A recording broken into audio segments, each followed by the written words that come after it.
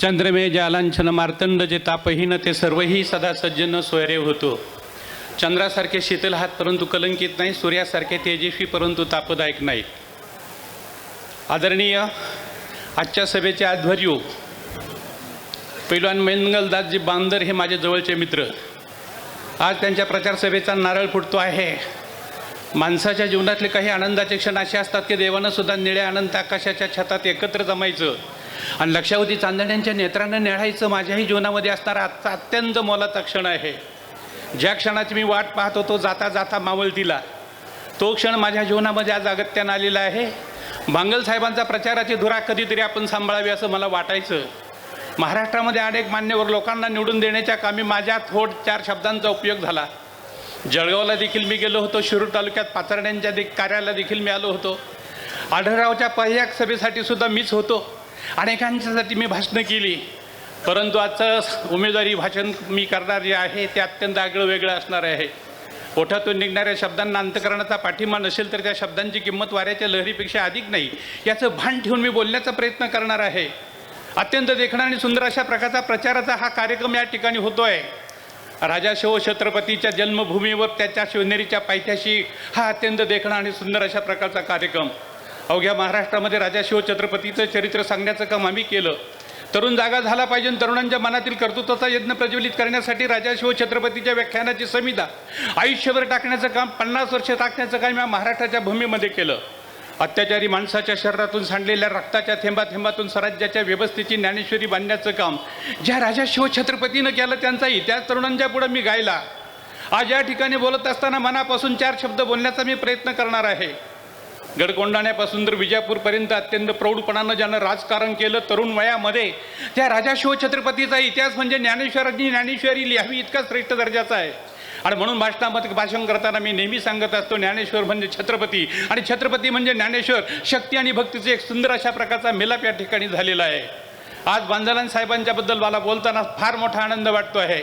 एक निळ्या नितळ नजरेचा, अपराजितपणाचा, निर्भय निराभिमानी परंतु उन्नत माथ्याचा आणि माझ्या जीवनकोशामध्ये अशक्य नावाचा शब्दच नाही असं सांगणारा, सेनेमध्ये सैनिक म्हणून भरती झाला, सेनापतीचा सम्राट झाला, त्या नेपोलियनचा आदर्श डोळ्यासमोर ठेवून ज्यानं या भूमीमध्ये कर्तृत्वाचा इतिहास रचला, त्या बांदल साहेबांच्याबद्दल सगळ्यांनाच माहिती आहे. जिल्हा परिषदेच्या मतदारसंघामध्ये अपक्ष केलेले 3ही उमेदवार त्यांनी निवडून आणले. या पूर्वकालामध्ये देखील त्यांना अपयशानं कधी देखील आलं नाही. अशा प्रकारचा एक अनभिषिक्त शिरूर तालुक्यामध्ये असणारा सम्राट पैलवान आदरणीय बांदल साहेबांचा या ठिकाणी प्रचारसभेचा नारळ फोडत असताना आणि ह्या सभेमध्ये 4 शब्दांची समिधा टाकत असताना मला अतिशय आनंद होतोय. न्यायाचं नीतीचं नाही जेथे काचं, धोका सतीच्या नशिला जिथे, सिंहासन शोभा असे खरी ती, देही दिलासा जरी सज्जनाते. असं राजा शिव छत्रपतींचं सिंहासन होतं. सज्जनांना न्याय देणारं होतं, स्त्रियांना न्याय देणारं होतं. अशाच प्रकारचं राज्य जर भविष्यकालामध्ये निर्माण या मतदारसंघामध्ये करायचं असेल तर माझ्या दृष्टिकोनातून परिवर्तनाची ही लाट अत्यंत महत्त्वाची आहे. आपण सर्वजण या ठिकाणी जमलेले आहात. ज्यांच्यासाठी घसा फोडून आम्ही भाषणं केली ते माणसं मात्र आज खऱ्या अर्थानं अत्यंत निष्क्रिय ठरली. लोकांशी जायचं, बोलायचं, लोकांच्या विचारात विचार घालायचा आणि लोक सांगतील त्याच पद्धतीने चालायचं आणि गाड्याबायलेच्या गोष्टी करायच्या, अशा प्रकारच्या मळलेल्या वाटेनं चाललेले हे सारे नेते होते. परंतु मात्र अत्यंत उमदा स्वतःच्या पावला नवीन सृष्टी निर्माण करणारा, स्रष्टा निर्माता प्रेरक अशा प्रकारचा महामानव म्हणजे माझा मित्र मंगलदासजी बांदल आहे. बांदल अत्यंत उदारमताचा आहे. त्याचप्रमाणे प्रीतीचारुता, आनंद याचे मुक्त छंद गाणारा एक उत्तम प्रकारचा रसिक आहे. बांदल साहेबांच्या जवळ मी जेव्हा गेलो ना तेव्हा त्यांनी मला कविता म्हणायला सांगितल्या. माझ्या कविता ऐकत असताना ते मंत्रमुग्ध व्हायचे. शब्दांवर त्यांचं कमालीचं प्रेम आहे. अशा प्रकारचा राजकारणातून सवड काढणारा आणि कविताचा अभ्यास करणारा, साहित्याबद्दलचं प्रेम असणारा, अनेक नेत्यांची चरित्र वाचणारा, स्वतः उत्तम प्रकारचा वक्ता बनलेला, अशा प्रकारचा वाणीचा वरून बरसू लागला काही जमलेल्या जमावाची काळजं कानामध्ये येऊन ठेपतात, अशा प्रकारची भाषा ज्यांची आहे, अशा प्रकारचे विचार ज्यांचे आहेत, अशा प्रकारचे पैलवान बांदल हे माझे जवळचे मित्र आहेत. त्यांच्याबद्दलचा परिचय सांगताना मी म्हणेल, अतिशय दिलदार स्वभावाचा, मनाचा, निर्मळ वाणीचा, स्नेहा आणि प्रत्येक माणसाला जवळ करण्याचं काम त्याने आयुष्यभर केलेलं आहे. माणसांना, मित्रांना जोडण्याचं काम त्याने केलं. माणसं त्यांनी जमवलेली आहेत आणि म्हणून सांगतो या समाजामध्ये तरुण वर्ग त्यांचा जास्त चाहता आहे. माझ्या तरुण वर्गांना मला असं सांगायचं आहे की प्रत्येक नेत्याच्या वेळेला भाषण करण्यासाठी मी गेलो. प्रत्येक नेत्याला मी निवडून आणण्याचं काम जरी केलं असेल, ज्या ठिकाणी जायचं त्या ठिकाणी परमेश्वरानं आम्हाला यश दिलं. परंतु मात्र आज शेवटचा प्रयोग मला करायचा आहे. जाता जाता मावळता मावळता ह्या वटलेल्या झाडाला सुद्धा अंकुर फुटलेले आहेत, मला देखील तारुण्य लाभलेलं आहे. आणि या ठिकाणी बोलत असताना मी तुम्हाला सांगणार आहे की बाबांनो, उद्याच्या निवडणुकीमध्ये आपण सर्वांनी सामील व्हायचं आहे. लाख लाख असतील शरीरे मनगटामुचे एक असे, एक प्रतिज्ञा विजय मिळे तो राहील रणे हे धगधगते. अशा प्रकारचं कार्य तुम्हा सर्वांना करायचं आहे.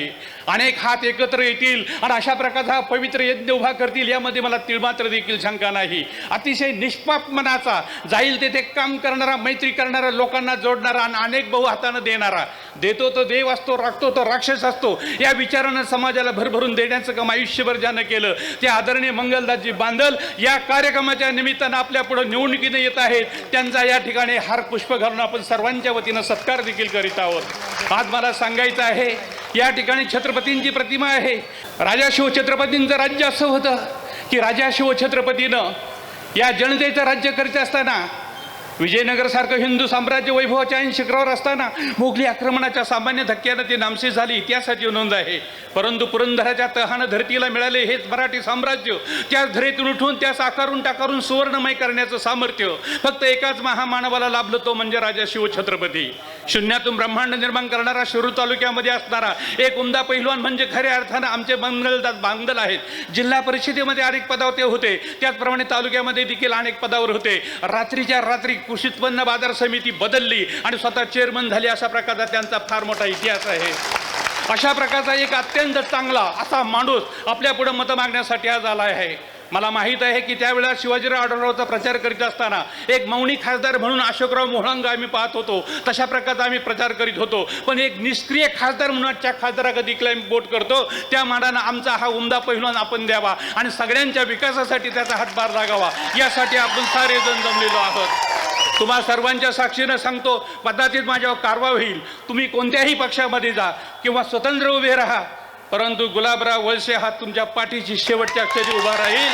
ज्या ठिकाणी आम्ही जातो, ज्या ठिकाणी प्रचार करतो, मी त्या ठिकाणी प्रचार केला. मी अनेक ठिकाणी जळगावला देखील गेलो विजय नवल पाटलांच्या प्रचारासाठी. तो पाटील देखील पडलेला पाटील 80,000 मतांना निवडून आला. आज मंगलदास बांदलजी तुमच्या विजयाचा आरंभ झाला.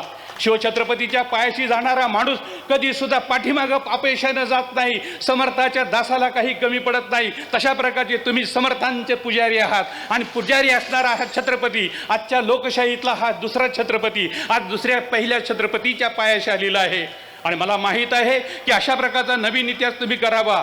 लाख लाख शरीर असतील, परंतु मात्र आपण सर्व मनाने एकत्र राहावं. शिवछत्रपतींचा इतिहास डोळ्यासमोर का ठेवायचा? माझ्यासाठी जमलेले हे जे तरुण मंडळी माझ्या समोर बसलेले आहेत, त्यांना मला अंतकरणाच्या देठातून सांगायचे, आमचा तानाजी आठवा, आमचा त्याच ठिकाणी असणारा बाजीप्रभू देशपांडे.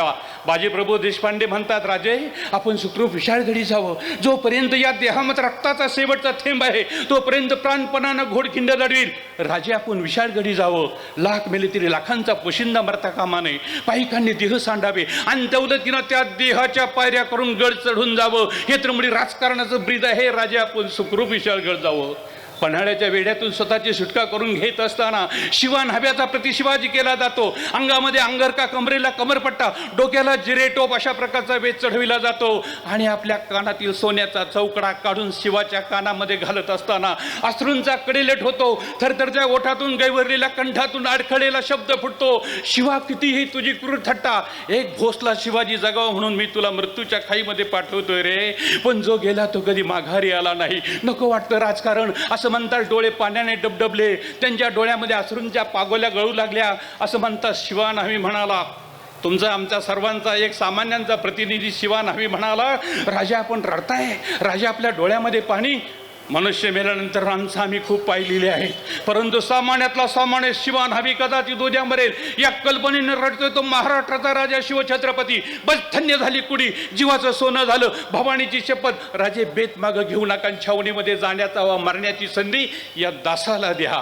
अशा प्रकारे या निवडणुकीमध्ये आमच्या कार्यकर्त्याला प्रत्येकाला शिवा न्हाव्याच्या भूमिकेत उभं राहायचं आहे. आणि ह्या प्रचंड यज्ञामध्ये तुमचं योगदान जर असेल, ते प्रस्थापितांचं राज्य उलथं पालथं केल्याशिवाय आपण राहणार नाही. आणि त्याची धुरा सांभाळण्याचं काम काही अंशी मी करेल. माझे पायात थकलेले आहेत. बळ नसणाऱ्या पायाच्या खांबावर देहाचा उदार टोलारा सांभाळ जीवनाच्या संध्याकाळाला मी आज उभा आहे.